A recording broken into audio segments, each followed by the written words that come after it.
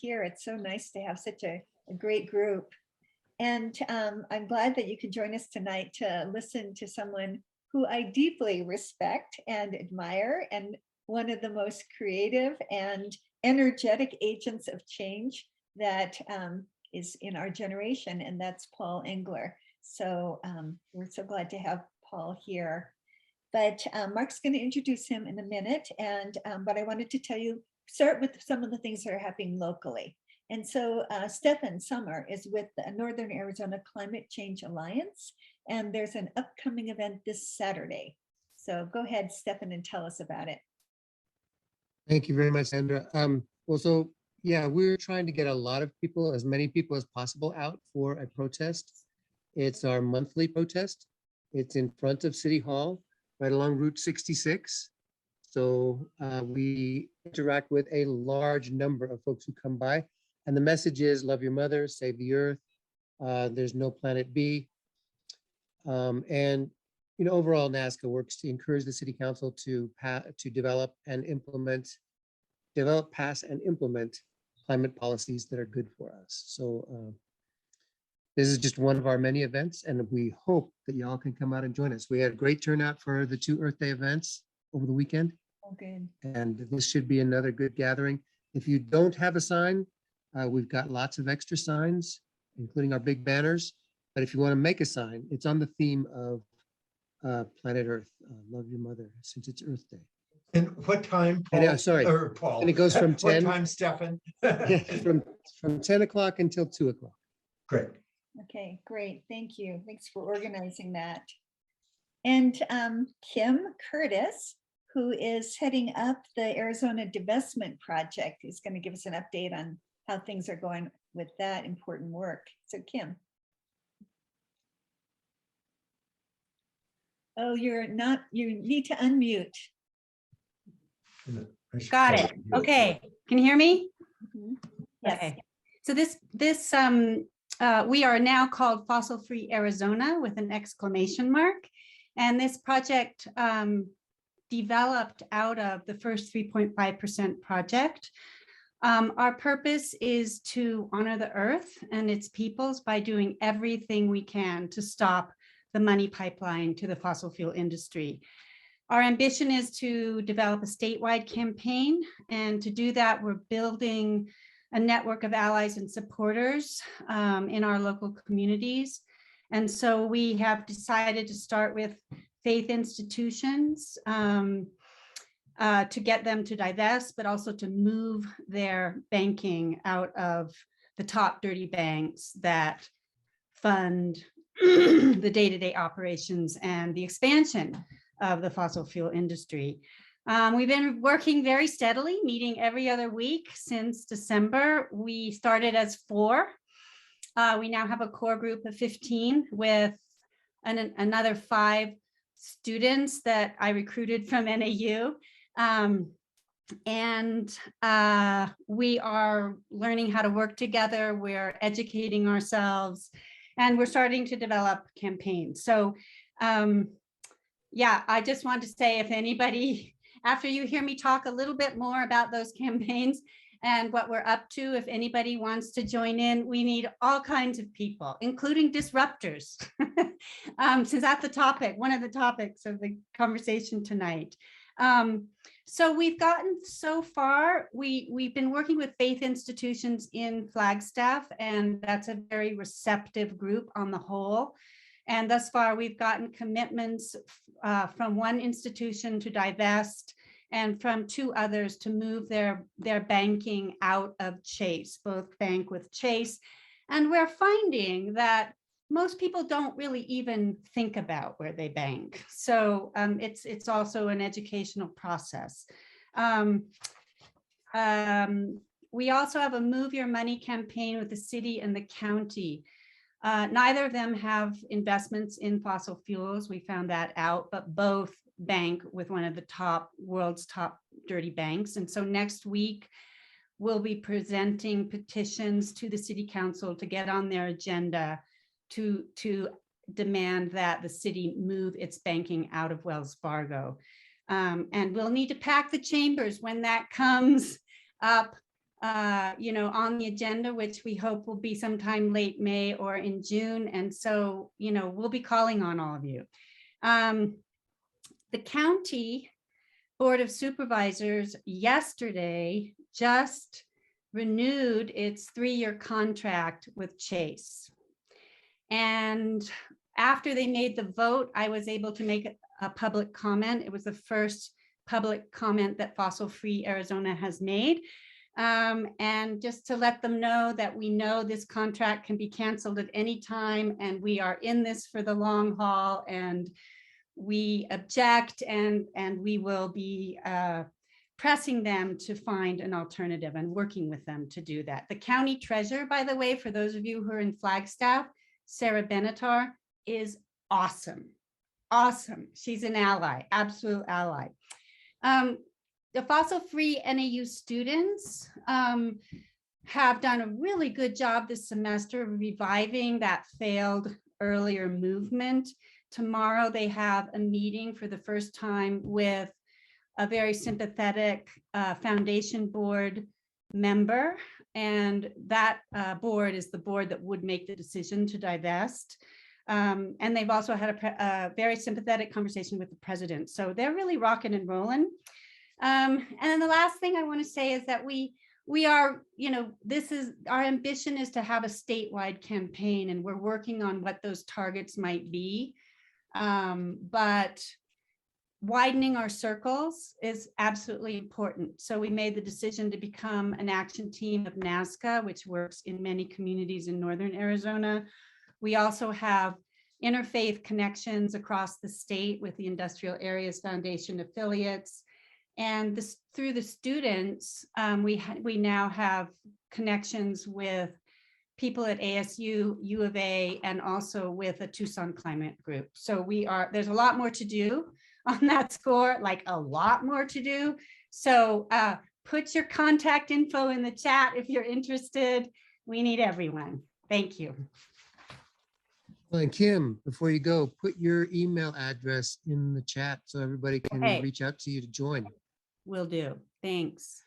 And another way is, since the Fossil Free Arizona group is a part of NAZCCA, I also put the link to NAZCCA's website in the chat to the volunteer page. If you sign up and specifically say you want to be part of the Fossil Free Arizona divestment group, just say that, and then we will connect you with Kim as well.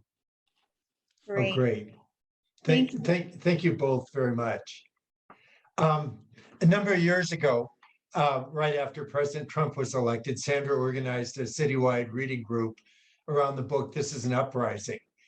She also arranged for one of its authors, Mark Engler, to come to town and speak about the book. One of the things that Mark said repeatedly when he was here was that you really should be talking to my brother, Paul. Paul really knows this stuff. So it's taken us a while, but we finally are following Mark's advice, and we've invited Paul to speak to us. Let me just say a word about the book, This is an Uprising, before turning to Paul. For the non-human world, the 20th century has been a disaster. But for humans, there have been many triumphs. People all over the world have come together to fight for justice. And on many occasions, they've won.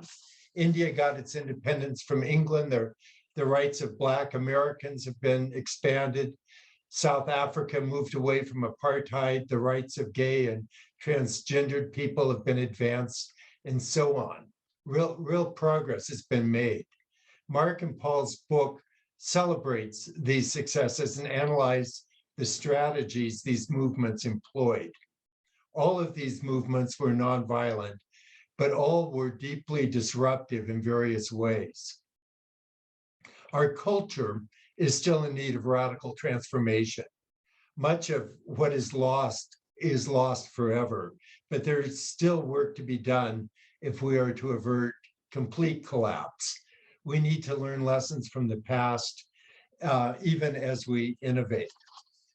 So Paul is a scholar of social change, but he's also an activist, and an activist who lives his values. He is the founder of the Center for the Working Poor, which is an interfaith intentional community in Los Angeles based on the Catholic workers movement and the new monasticism. The 6 core principles of the center are strategic nonviolence, voluntary simplicity, hospitality and service for fired workers, the Burning Bush newspaper and website, community building, and spirituality and faith in action. We are very fortunate to have Paul with us tonight. Thank you, Paul. Well, I got the best recommendation that touches my heart from my brother, saying, talk to my brother. I'm not going to make the same recommendations as talk to my brother, but I appreciate him recommending me and saying I know my stuff. So I'm going to share my desktop. So who here has read some or part of my book? You don't have to worry. If you could confess, if you haven't, it's okay. I could not get my ex-girlfriend to read it during our whole relationship for 5 years. It's perfectly all right if you didn't read it. I'm just getting a sense of who got it. Okay. So I wrote a book that was sort of a lifelong project, and it did really well in very specific places where there were social movements. This is the book in Catalonian. It became a bestseller in Catalonia because there was an independence movement that voted to secede from Spain, and they imprisoned a lot of their democratically elected leaders. And the book became sort of a classic that they passed around in jail and before they went to jail to sort of talk about what they did. But first, I'm going to tell you a little bit about myself. And one thing that's part of my story that's really embarrassing is I've been in the closet about my dyslexia for my whole life. I'm dyslexic, and so I mispronounce words. I mispronounce words that I'm an expert at. And it's very embarrassing. I have a language, processing problem. And so please have patience with me and understand that I have that problem. Doesn't mean that I'm an idiot, just means I have a hard time pronouncing certain words. So I want to tell you, I come from a very special family, My dad was a priest and my mom was a nun, and they got together. That's not supposed to happen. It was forbidden love. This is my mom in the flying nun outfit. This is my dad. And they were part, though, of a reform movement within the Catholic Church, loosely called Peace and Justice Catholics, also known as Vatican II. And during that time, a lot of priests and nuns thought they were going to be able to marry. And then a lot of them left the church after there was sort of a backlash from Vatican II. And my parents did not leave their vocation to create a Christian beloved community within Catholicism and within the world. That was their vocations as a priest and a nun. They didn't feel they let go of that. They just let go of being a priest and a nun and brought it into our family. And they had 3 children, me, and then my grandma lived upstairs from us, and we took care of her and she took care of me. She was like my nanny growing up, and we lived in Des Moines, Iowa. And this is my family with these amazing outfits that my mom dressed us in. This was in the early 80s.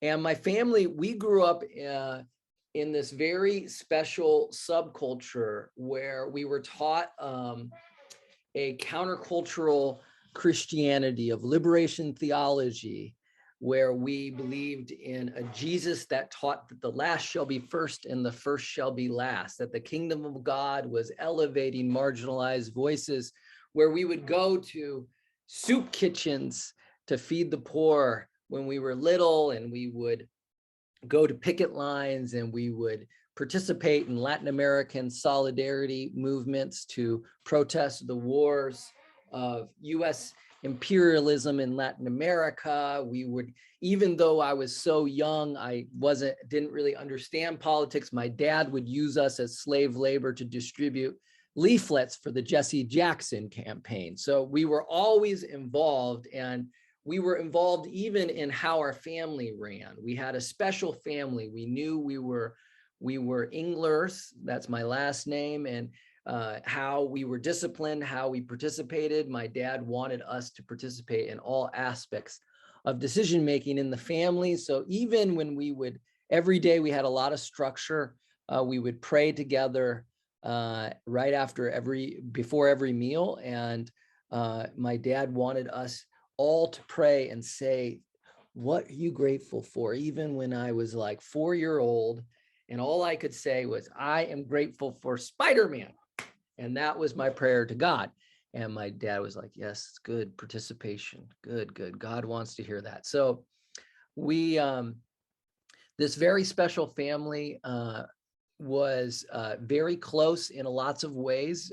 We ate dinner together every day. We had all these rituals, and we really had the sense of being a part of a beloved community with my grandma who lived upstairs.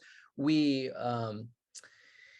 were really part of the social justice Catholic community, and we hosted and sponsored Vietnamese refugees from the Vietnam War, were our babysitters when we were growing up. And so there were so many things that made us special. There were a few things, though, that really changed everything. One is my dad was sort of a social worker. He did public housing, and my mom did childcare while we were growing up. Basically, unexpectedly, my dad had some health problems, and he died very suddenly on Christmas Eve. He dropped dead, and it rocked the family. All of our routines that we used to do, the whole vision of our lives as a family really changed overnight. My mom had to take over my dad's social work because my dad was sort of an independent businessman and nonprofit leader. And so my mom did that work, and we went bankrupt. Basically, we couldn't hold that his business together. And my mom went into low-wage work, taking care of old people in nursing homes. And she worked a lot and to provide for me and my brothers. And we didn't eat dinner together much anymore. And my brothers and I really, a lot of times, took care of each other because my mom was working a lot. And we were all grieving in our own way. And I remember feeling a lot of that pain and not really having a way to process that because my mom was very stoic and our family had not really learned how to process that grief together. One thing that really changed is that my mom, I think about 2 or 3 years after my dad died when I was 9, she got us together and we had a family meeting. It was one of the only times I remember having a family meeting when my dad wasn't around. And she brought us together. I think she was sort of having a breakdown, and just, it was one of the only times I ever seen my mom cry. And we were in our living room and she said, I can't do this alone. I had this vision of a beloved community and I need all of you to participate in that because I just can't do it. And I feel horrible about that I can't actualize this dream without your father. But I realize now that it's not my job, it's our job. And she gave us the responsibility to take care of the house and to build a sense of the beloved community in our house. And what we took that to mean is that the house was sort of the place of least parental supervision where we brought in all the misfits of the neighborhood. And we started building a real sense of community, me and my brothers. And at first I was just really angry. I had been bullied in the neighborhood. I'm dyslexic, so that made me kind of an outcast in a lot of ways. I was made fun of my intelligence and things like this. And so at first I was just, I didn't have that much politics. I just had really long hair, didn't wear deodorant, and was sort of punk. You know, we listened to lesbian folk music was the genre of music we loved. But as time went on, my brother went away to college. And while he was at college, there was a strike of university employees that was led by the Hotel Workers Union. And he became a leader of solidarity with the workers. And a lot of the workers had low-wage jobs like my mother, and my brother really related and became a leader in the union. And he learned this amazing form of organizing. And this really changed my life.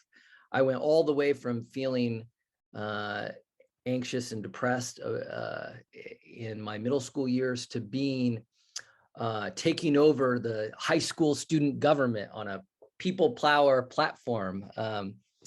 And a lot of that was because I was getting trained in this old school tradition of organizing that my brother was teaching me. And that form of organizing was a tradition that my book calls the structure tradition. And those during the introduction, some people were talking about organizations like the IAF or Faith in Action or Midwest Academy or New Organizing Institute or Acorn that's now defunct. These are all organizations that come from, in a lot of ways, the same lineage of people. Public Narrative, Marshall Gantz, who comes from the United Farm Workers, Ella Baker within the Civil Rights Movement, really trained people in this type of organizing. Saul Alinsky was considered the father of organizing. And when I learned this tradition and all the skills, it was like I was bringing this advanced technology to high school, and it allowed me to make this huge community of people. And this really saved my life, changed everything of how I thought about myself. And people would ask me, what do you want to be when you grow up? And I said, I wanted to be a student radical. And the structure-based organizing tradition is all about deep leadership development. Later on, I was trained in Los Angeles at the LA Hotel Workers Union. I ended up working there for about 7 years and trained on how to be an organizer. And I remember the first day I was on the job, my lead, Martha Santa Maria, said, I want you, because you are educated to be a leftist, you don't know really how to organize, and you have all these bad notions about what you're supposed to do. So I want you to spend time writing your job description, and I'm going to tell you what is really in your job description and what is not. I was super nervous. This was my first day on the job. So I spent about 40 minutes writing out this 4-page long, or 5-page long job description with all the details I can think of a community and labor organizer would do. Plan meetings and recruit people and make phone calls and canvass and run electoral campaigns and all this stuff. And she comes back 45 minutes later. She looks at my sheet. She's very disappointed. She says, this is crap. She crumples it up, throws it in the wastebasket, and says, the only thing you need to remember in your job description is map, target, recruit, and train leaders. If the leaders are there in the workplace and in the community, everything else will be resolved. The leaders will organize to change everything. And so you do that through one-on-one meetings. You do that through the science of leadership development, and you mobilize those leaders. They mobilize the community through a structured organization and to show up to meetings and to influence a decision maker, sometimes to run grassroots electoral campaigns, but that's called the structure tradition. But while I was doing that, something amazing happened. I got trained in that model, and I was doing that work during the summers at the Hotel Restaurant Workers Union in that old school model. And then I had my little core of leaders, part of this group called Student Action that we had formed, and we had a structure, and we were mobilizing students to change things around sweatshop labor. That was we were very involved in the global justice movement before it was called the global justice movement. And then the battle in Seattle happened. Who here knows the battle in Seattle? Okay, this is the protests against the World Trade Organization happened, and it grabbed the media attention. And all of a sudden, everything changed. There was all these images that hit front page New York Times of a police riot and thousands of people getting arrested and being pepper sprayed and tear gas floating over the city. And all of a sudden, we started organizing in a drastically different climate, a drastically different political weather. When we had our first meeting right after the World Trade Organization protest in '99, and hundreds of people started showing up to our meeting, and we had no idea where they came from. We had not called them. We didn't have anybody that had relationships with these people. We had no idea where, and this to me was like magic. Like, how did this happen? And we would do events, and literally we had events where thousands of people would show up, and we had no idea how this was happening, why there was all this momentum, and the rules of this way of organizing was just outside of any of the rules that I learned in my tradition of structure-based organizing. That was very good. It was a machine at mobilizing a small number of people inside the organization through leaders and through relationships. It was really good at winning specific pieces of legislation, but this was like being in a movement beyond anything. And people were being mobilized outside of any organization or structure. They might have gone through structures, but they were sort of being propelled by these forces within the media and within what we call now a trigger event and a moment of the whirlwind. And there, we started learning. I became sort of a mentee of all these other people who were experts at what we call the mass protest tradition. And this is the tradition of one of the great, Charles Payne, one of the great civil rights historian, calls the community mobilizing tradition, not the community organizing tradition within the civil rights movement. And it comes out of civil rights, nonviolence, Kingian nonviolence, Gandhian nonviolence, and direct action, nonviolent direct action. And it's represented by different training institutes and different types of organizations and different what we call strategies and theories of change. And it has different leaders that know how to do this. These are some of my mentors: George Lakey, who created a training institute called Training for Change; Lisa Fithian, who's one of the foremost direct action facilitators and coaches and planners and organizers; Frances Fox Pibbin, she wrote a monumental book called Poor People's Campaign. James Lawson and Martin Luther King were really formative figures in the theory of this sort of work. And in the United States of America, Training for Change, War Resisters League, Ruckus Society were sort of training institutions that kept this tradition alive. And the Clamshell Alliance was this really important model of how this protest tradition works. And still to this day, a lot of the DNA, the cultural DNA of this tradition is still replicated from the Clamshell Alliance model. Lots of large consensus decision-making processes, general assemblies, town halls with affinity groups, large actions. And each one has their own theory of change, has their own tactics, has their own organizations and their own ways of measuring success. And in my family, this was a huge fight because I was now hopping around as a global justice warrior, activist, mass protest organizer. And my brother was still in Los Angeles organizing in the trenches, very slow structure building to win unions for low-wage workers. And these traditions were fights at the Thanksgiving table. We would fight about this stuff. My brother would say, "Oh, you're just a flash in the pan." And I would say, "Your structure tradition doesn't produce anything. It's too slow. The zombies are going to come before you ever get unions to be big enough or the movement to be big enough through your very slow organizing." But the mass protest stuff was about mass scale actions. How do you plan big actions? How do you organize in high levels of momentum? And also about what we call trigger events and moments of the whirlwind, which are these moments where the rules of organizing drastically change, where people can be mobilized and self-organize through absorption structures in a different way than we've ever seen through other forms of organizing. And what we started realizing is that these moments don't just happen at the global justice movement, that there's a lot of other moments. There's a lot of other moments like in the civil rights movement, there was multiple events like Birmingham, March on Washington, Selma. In 2006, there was massive moments of the whirlwind where literally 1.2 million people marched in Los Angeles on the street, still the biggest protest in Los Angeles history.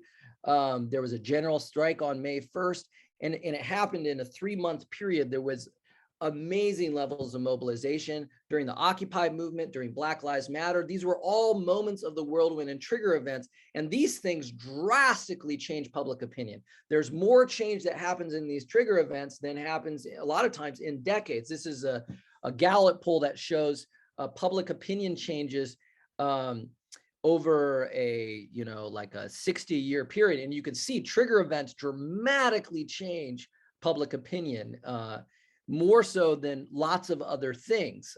They're one of the quintessential forces that activate people and get them to join a movement.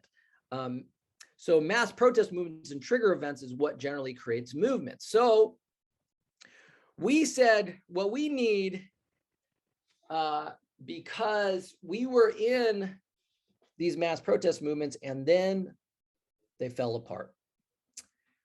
During the 9/11, the terrorist attacks, there was a huge environment of paranoia and cancel culture directed towards anybody who is critical of US foreign policy. The Dixie Chicks were canceled.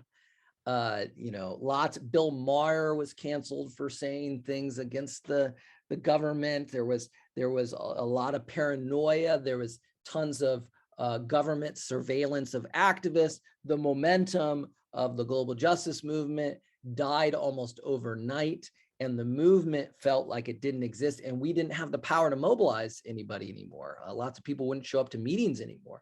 And this is more than just a theoretical concept. In my heart, this meant the loss of my community. It was very, very painful during that time. And at first I blamed it on myself and other people around me, but as time went on, I realized that this is natural. Trigger events and moments of the whirlwind can only happen in small bursts of time, in that we need the structure-based organizing, and we need to create a hybrid. So we were sort of thinking, how do we create a hybrid? And we were thinking about that after 2006, and we met these people. This is my mentor, Ivan Marovic. He's in the middle there. He's the Serbian revolutionary that taught me about hybrid organizing. How do we create mass protest movements with good structures? That was our realization of how to do a hybrid, and the Serbian revolutionaries gave us some of the best ideas about how to do that. But since then, we created lots of different movements that were sort of this model of how to do a hybrid between the two. And we realized that we don't just need a hybrid between inside game and mass protest. We need to really think about a movement ecology of how do we create change using different theories of change and different organizations that work together, and that we need each of the different theories of change. We call them fundamental theories of change: personal transformation, structure, mass protest, inside game, and alternatives. And changing dominant institutions is really structure, mass protest, and the inside game is that. But I'm not going to go into that much. There's a science to this stuff. There's a science to each piece of the movement ecology. Has a science, has a tradition, and a lot of people who have spent a hell of a lot of time figuring out how to do this stuff. They have created a craft and a science around it. The mass protest movements, there's been an academic study of that called civil resistance. And the civil resistance is not necessarily fun to read, but it's these people that have taken the best lessons and really created a whole academic study around it. And for us, this became very interesting. How do we take the academic study and research of social movements, and how do we give that out to trainers and to practitioners so that they can do mass protest work better? And we learned from the Obama campaign and Marshall Gantz how to do mass training. This is one of the things we really are into, the idea of mass training. So one of the reasons that made the Obama campaign sort of a movement is that Marshall Gantz became the architect. He was a community organizer training, and he developed a decentralized training that was called Camp Obama, and 42,000 people went through Camp Obama and became community organizers overnight. Now, not necessarily good ones, it was superficial, but it got everyone enough, some of the material so that people could take a lot more leadership and become leaders in the campaign.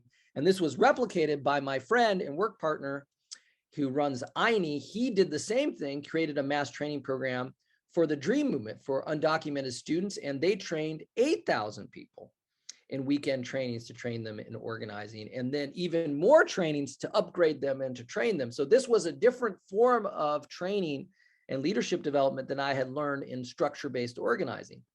We created momentum to try to give the lessons out, how to incubate movements that could be hybrids between mass protest and structure. And then I wrote a book, and then different movements we incubated. We incubated Cosecha, If Not Now, the Sunrise Movement, Black Momentum that incubated the Black Visions Collective in Minneapolis. And a lot of our leaders, we didn't incubate them, but a lot of our leaders went off and also built all of us that became Justice Democrats, and then the squad. So that is, but after we did all that work, we realized that movements are only going to have a certain amount of life to them, that we need to have movement organizations that do personal transformation work and alternatives that are able to hold people through multiple cycles of social movements. And that's what I'm doing now. I am working with the INE Institute and the Center for the Working Poor, are working on how do we create long-term alternative communities and personal transformation that can hold organizers through a lifetime of trying to create change. We have a program called Community Counseling that is sort of our 12-step social movement 12-step program that allows people to work on themselves and work through a lot of their trauma and pain and develop as leaders as part of their personal transformation, and also be connected to social movements. So that's a lot of what we're working on right now. We're also working on the revival of spiritual traditions that can feed social movements, that can support social movements. So that's my story. That's what I'm doing. That's what I'm sticking to. If anybody asks me, and you can now maybe ask me some questions. You know, I do have some questions, but I do want to open it up to, especially since we're a smaller group tonight, I want to open it up to other people to ask their own questions. And I don't, Kayla, what does that hand in the corner mean? Does that mean you have a question, or is that something else? No, I'm just clapping, cheering him on. That was great. Thank you. Thank you. Well, I really am interested to hear some more about, can you dive in a bit more on the community counseling piece and also the revival of spiritual traditions? I'm especially interested in hearing what you're doing with that, and then how you're weaving it into the activism work, because they have been for so long separate endeavors, it seems like. Well, when I started my community, the Center for the Working Poor, the vision of personal development over time was really within community organizing. So being a community organizer was this craft that you sign your life away for, 6 years to become an organizer, and then that's really what you became your vocation about. But the reality of it is, it was a very limited understanding of how to develop. It was like being the organizer was the pinnacle of human development, and what we realize is we need to have a vision of leadership that can include people in many different places in their lives and many different vocations, and still be involved in a movement. And one of the things that we started to study movements that are able to last for generations, like multi-generational movements or movements that last for decades. And one of the biggest examples that we really love is the MST, the Landless Peasant Movement in Brazil. We've written a lot about them. We've met some of the Brazilian leadership of the landless peasant movement have come to the United States and done training with a lot of people in Momentum and INI.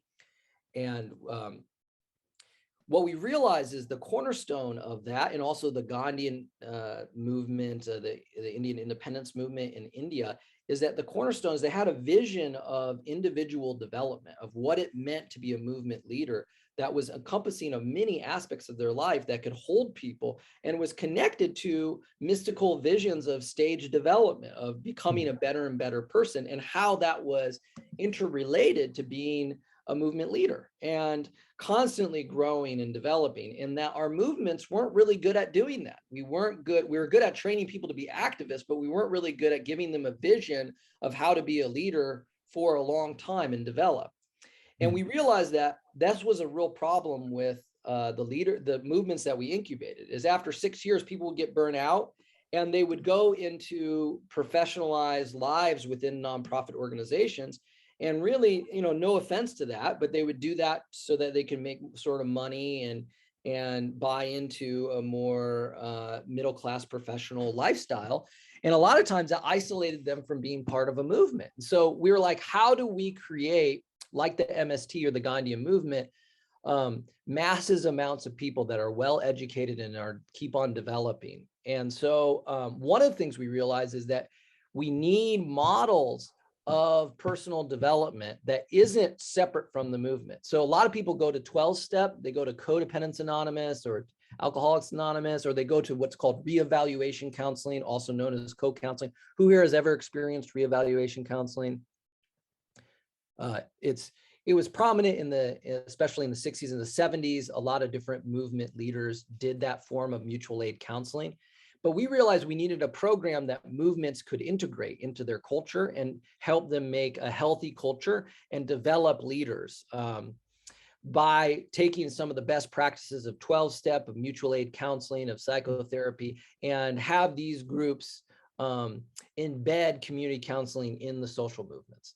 And also another thing is that professional psychotherapy, which we support, we're not against people getting therapy. We think it's wonderful, but it's not very accessible for a lot of people, number one.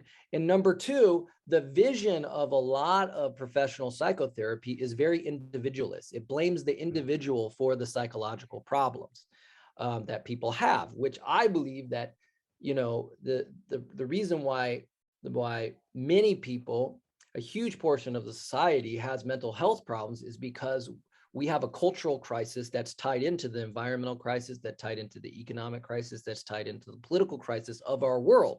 All of that's interrelated, and having our own mutual aid counseling that has that worldview that we're mentally ill, not because of individual problems, but because of collective problems, that our society is falling apart, and that we are losing a sense of community. That's the biggest predictor of mental health problems by far, is social capital, is whether or not people have access to community and relationship. So that when you have that viewpoint of mental health, it's easier to have more mutual aid, kind of like 12-step within your movements, and it cultivates people making long-term commitments for development. So we started beta testing that right during COVID, which was a good time to beta test it. And now we're doing that. We've done that with different momentum movements, Cosecha, if not now, Sunrise. We've sort of been beta testing these mutual aid groups. Great. Madeline has a question. Sandra, Madeline, can you unmute and ask your question? Yeah. I was just wondering, so obviously you worked on like a lot of different projects, but I was wondering, like, how do you decide which projects you want to work on, or which groups you want to work with? That's a really good question. That's the best question right there. That's the best question. I get this question a lot. I've thought about it a lot. I've spent years thinking about this question. Where should you start? Number one, activism is a group sport. It's not about doing things alone. It's not about social media influencing. Social media influence is not necessarily bad. Consumer things is not necessarily bad, but it's about finding a community of people that you can do it with, just like a group sport. If you want to play soccer, you got to find a soccer team. You can't play by yourself. You can play by yourself, but you also have to play with somebody else if you want to play soccer, right?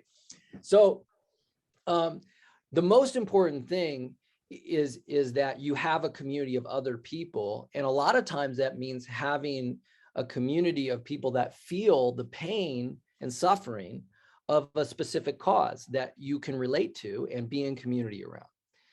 And a lot of times that could be in your church, it could be in your, if you're working, it could be in your union, it could be in your neighborhood, it could be in your school. The most important thing is that you connect to the community. Okay. Number two, I always thought that it's crazy to reinvent the wheel. It's so hard to organize. It's so hard to play soccer. Okay. This is like really complex soccer to actually get a politician to change their view or to win anything, to create any change is really, really hard. And it's a craft, it's a science. So why would you not join a group with experts and other people, right? That's what I always thought. Don't reinvent the wheel. Go and find elders. Well, I was wrong. The reason I was wrong about this is because after the Trump election and after these big movement moments, I realized that for most people, and this is totally counterintuitive to me, it's easier to form a group with your friends than it is to go out and join another group. Because if you're going to join another group, it's scary. There are people that you generally don't like. They're generally, it's a culture that you don't relate to. If you create your own group, a lot of times it's easier because it's just your group of friends. So I think that the combination of those two, forming your own community or finding your own community, and then joining with other experts or other campaigns, whether it's 350.org or Sunrise, or if you're interested in climate change, or if you're into whatever issue your community is galvanized around or agitated around, that is what you want to mobilize, and you want to connect to campaigns that because doing actually the campaign work is very challenging, but most of the work you can do within your own group. Does that make sense? Yeah, thank you. I have a question for you. Do you have a group of friends that you do activism with? Yeah, a bit, I would say. Yeah, are they that interested in doing it, or are they kind of hard to get together? I would say it kind of it varies, I would say. I see. If it's fun, then they'll show up. Yeah, totally. Okay. Well, that's a good start. That's a good start. And I'll just add, Madeline and Gabriel, her brother, sitting there with her, are two members of the student group that has joined a reading action group for high school students.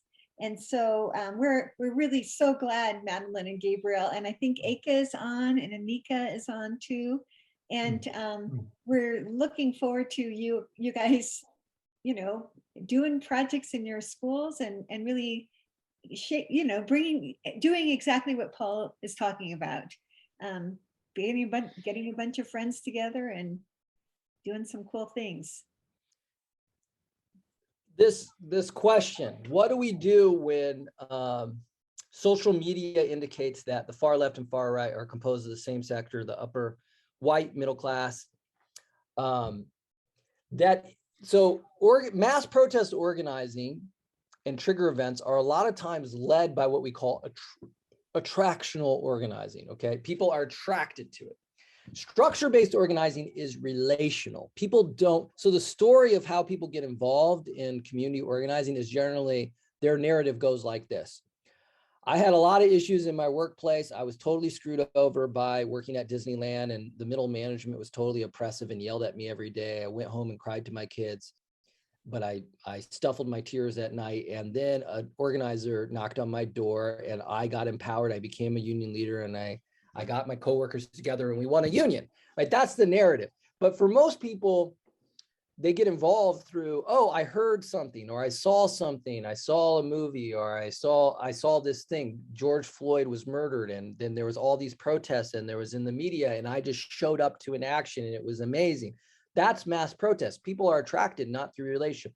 If you do attractional organizing, it's kind of like marketing. It only attracts people that are attracted to that form of organizing in that movement. The immigrant rights movement wasn't necessarily just the upper crust because it was immigrant rights. I mean, in Los Angeles, you know, 2/3 of the protests, the people showing up were Latino, the Latino working class population in Los Angeles. Now but that's because it was immigrant rights. It attracted that population. I think climate change and a lot of other issues, and even Black Lives Matter, attracts a lot of middle-class people of color and white people. And it's a challenging to really tap into certain populations that aren't naturally attracted to certain movements. But the technology to do that is structure-based organizing.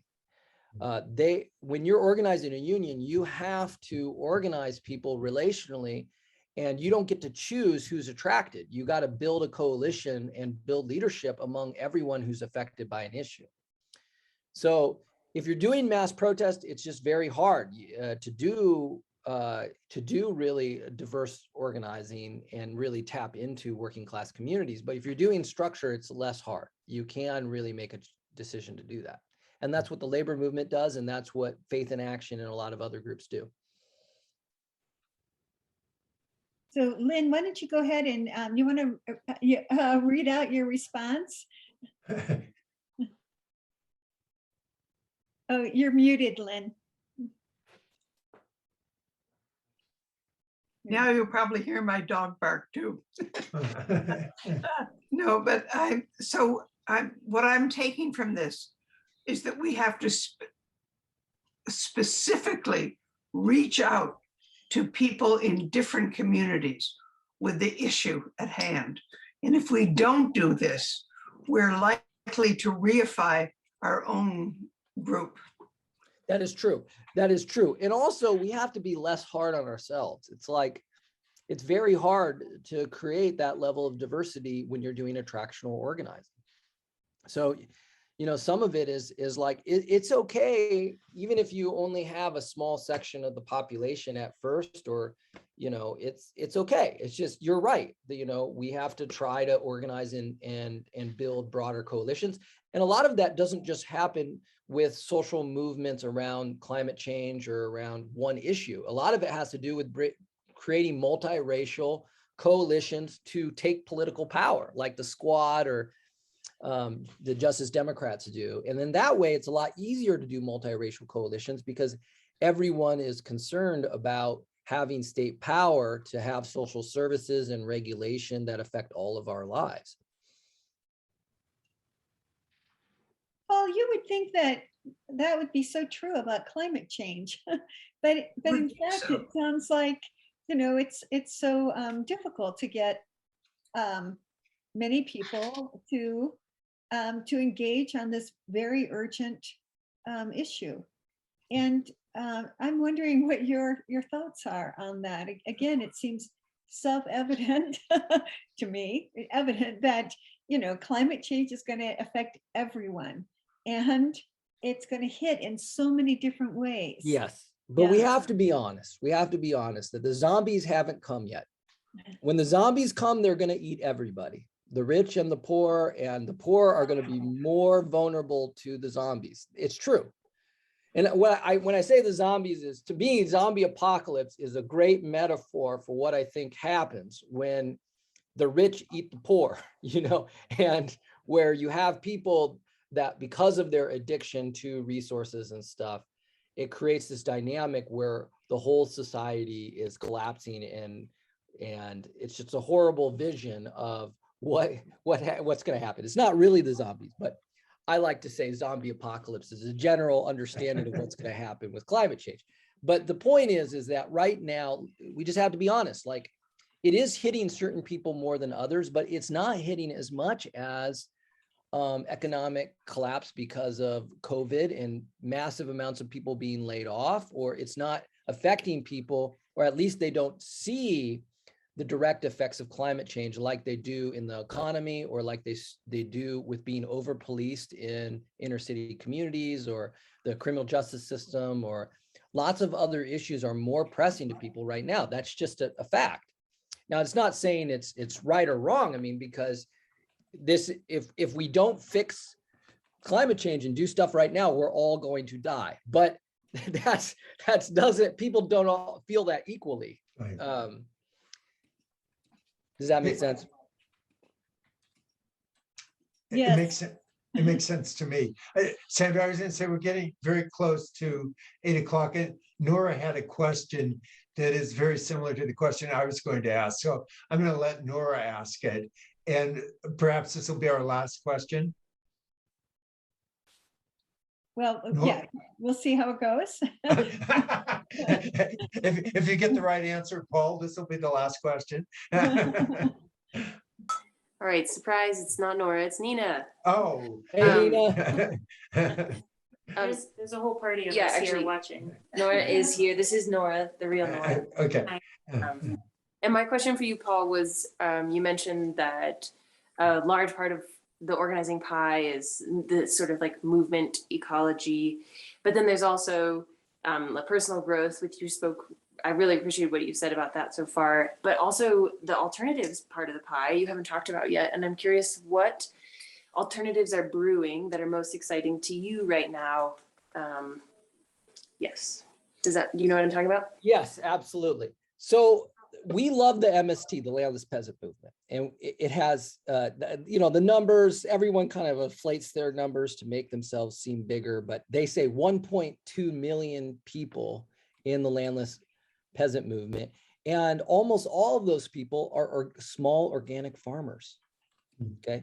And they run if you go to Brazil, a huge portion of all the farmer markets are run by these landless peasants who are organic farmers. And the organic farmers get their land by land occupations, taking over rich land and basically getting the government to give this feral land that's owned by rich people that was taken over during colonialism and give it back to poor people, okay?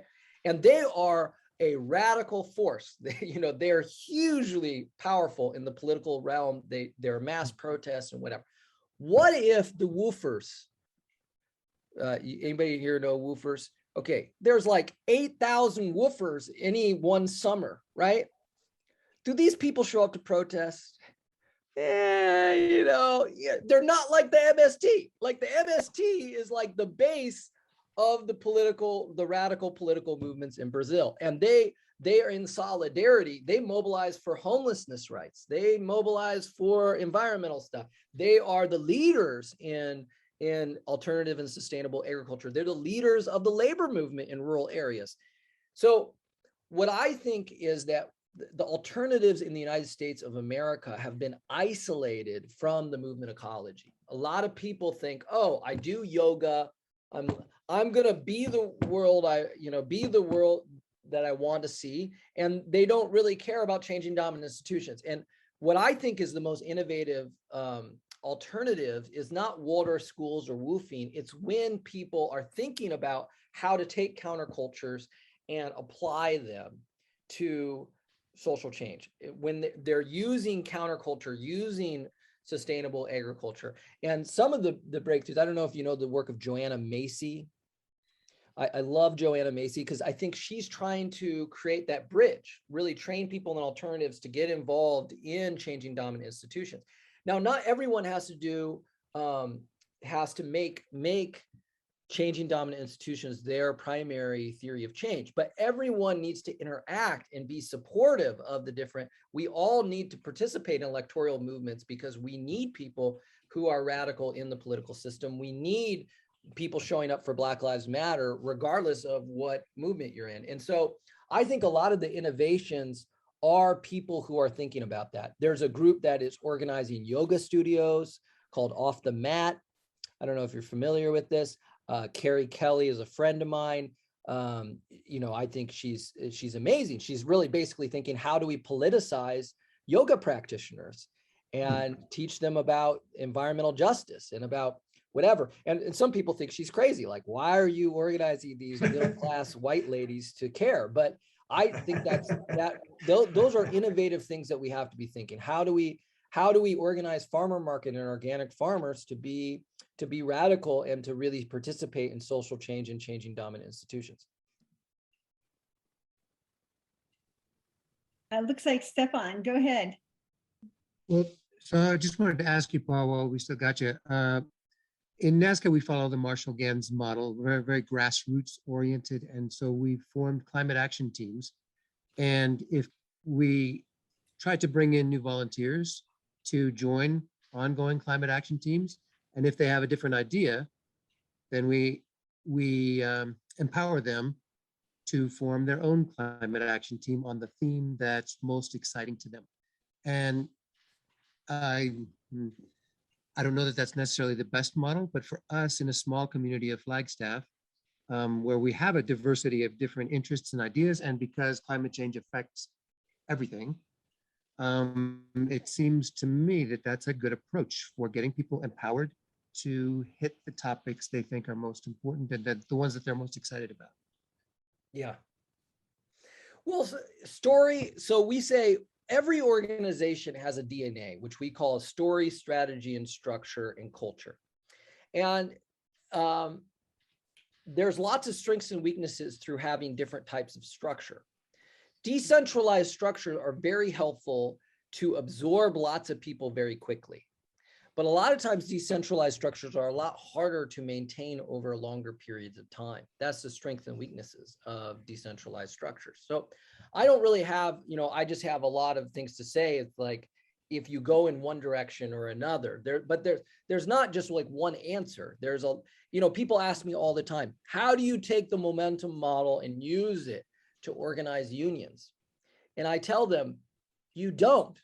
Or unions should be organized through structure, because you need structure because unions are very hard to organize. I don't think you can organize them in a decentralized, using decentralized teams or whatever. I think you do need a lot more expertise, and the rules and the type of organizing to do that really doesn't really map onto the model of what we call momentum driven organizing.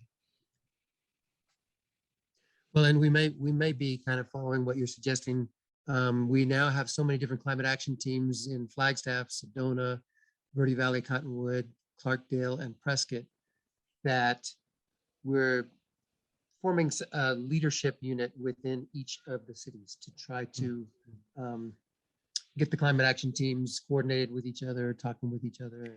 We'll see how that develops. I would say with decentralized networks is people think that decentralization is anything goes, that there's less structure, more autonomy, you give everyone power. And what our experience is the more you decentralize, the more structure you need. But it's a different type of structure. It's a decentralized structure. You need more alignment to actually give out the DNA so that it doesn't turn into cancer. It doesn't go viral in very negative ways. And so my only advice for people who are doing decentralized organizing is front loading. Spend time really thinking about what is your DNA, what is your constitution, what is your what is the core culture, the story, the strategy and structure, and allow people to vote with their feet in your network around different pieces of complex DNA that you can give them. That's my advice.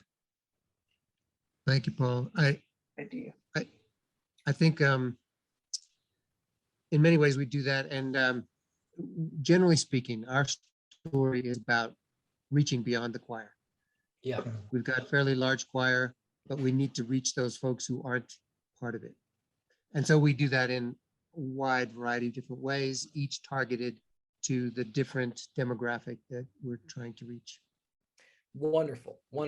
If anybody doesn't know already, I also am really a big fan of what's called deep canvassing.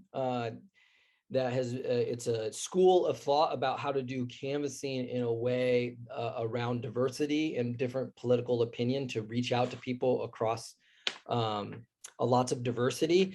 It was developed by People's Action, which is one of the largest coalition of community groups in the structured tradition. And you can read all about it. They've done a lot of research on it, and there's lots of training on it. I really recommend those skills for people if you want to reach out to people that are beyond the choir. Right. Paul, I really want to say that I love what you're doing in terms of the deprofessionalization of activist work or organizing work. And it reminds me of the work of John McKnight in his work, The Careless Society. Yeah, yeah. Yeah. And where he made it clear that we've become, for people who haven't read it, it's a wonderful book, The Careless Society, that we had professionalized care. And so we feel like we don't have to know how to sit with a friend who's grieving. And we say to them, go and see a grievance counselor. We don't have to know how to do, career counseling. Go see a professional career counselor. So we have, again, professionalized care. And the same thing with organizing work. We professionalize it. Amen. We love Amen. that agency. And so I just love what you're doing here on really shifting the model back. Well, thank you for that. I know John McKnight because he's used in IF circles, industrial areas circles. They hand around his articles, but that's a really great reminder because I'm not as familiar with him. He's kind of old, he's like a lot of his writing is from the 80s. So I really need to look at that. I really appreciate you recommending that. Well, and I recommend it and in tandem with this latest book of yours. And so before we close, I want to know when it's going to be published and when we can get our hands on it. Well, if you guys want to be on our list, we produce articles once a month about strategy and different things. If you want to be on our list, if you can collect people's email and give it to us, I'll put you all on our email list. We're writing articles. We wrote an article last week interviewing the world's foremost expert on the MST, the landless peasant movement, about the strategy of the landless peasant movement and what we can all learn from it. We wrote an article about how social movements have changed the debate around the budget and Biden and what Biden was able to do. We wrote an article about the Overton window. I don't know if you're familiar with the Overton window, about how the debate changes based on social movements, what you can debate. So we do strategic subjects every month. And if you're interested, we'll send you those articles for free in our mass email list. And those articles, a lot of those articles make it into our book after about 2 to 3 years. Oh, okay, great. But it's probably going to take 2 to 3 years. Well, I'm just so excited to read it and to continue to get this guidance from you about building these kinds of long-term community work that is clearly what we need to do. I'm thinking if everyone here sends me your contact, sends me an email telling me you want to receive Paul's newsletter. Let's do that all right now. Could everyone do that? Maybe you can just put it in the chat. Everyone put it in the chat. I know you want me to send you an email. I know you want it. You got to put it in the chat right now. Right now. Put it in. Great. Okay, great. That's good. I'm going to wait. I'm going to wait right now just to get everyone's email. They're coming in as we speak. Okay. It's great. As you speak. Paul, okay. thank you so much. I don't really know how to collect all these, but could Kayla knows. Okay, could you collect them and send them to me? Well, thank you. And if it's okay with you, Paul, we'll put it out in our next announcement to all the folks in the 3.5%. We would love that. We would love that. Okay, great. Well, thank you so much. This has just been great. And we want you to come back again and again. So, you can tell your brother he was right. Yes. That I'm better than my brother. I'm going to tell him. That's not what I said. But I'm going to say Mark better than you. No, Mark did a wonderful job. He was really fantastic. But you've been so helpful tonight. Thank you very much. This is both inspiring and instructive and uplifting. So thank you very much. And before we close out, I just want to remind people that we are closing this 3.5% project May 11th. We'll have one final Zoom with all of us together talking about reflecting on what went on in our reading action groups, sharing ideas with each other and talking about how we want to go forward.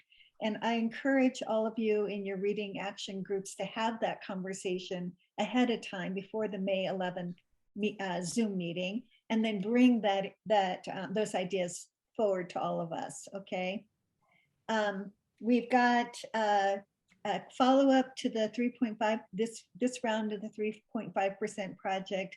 We're working to bring back Stephan Mulkey, who was just a knockout, knocked us all off of our comfort seats. And we're asking him to do a summative session for all of us on the recent IPCC report. And so we're hoping that will happen at the end of May. Good. So stay tuned, we'll get that information out to you. And we'll soon have our fall schedule for what Flagstaff College is offering in the fall in terms of community education and also in terms of our more formal classes. So we'll soon have that out to you. And in the meantime, follow us on social media and email us, and we'll be glad to connect. But thank you all for being here tonight, and especially thank you, Paul, for everything you're doing and for sharing it with us. Good night, All right, thank folks. you. Peace be with you.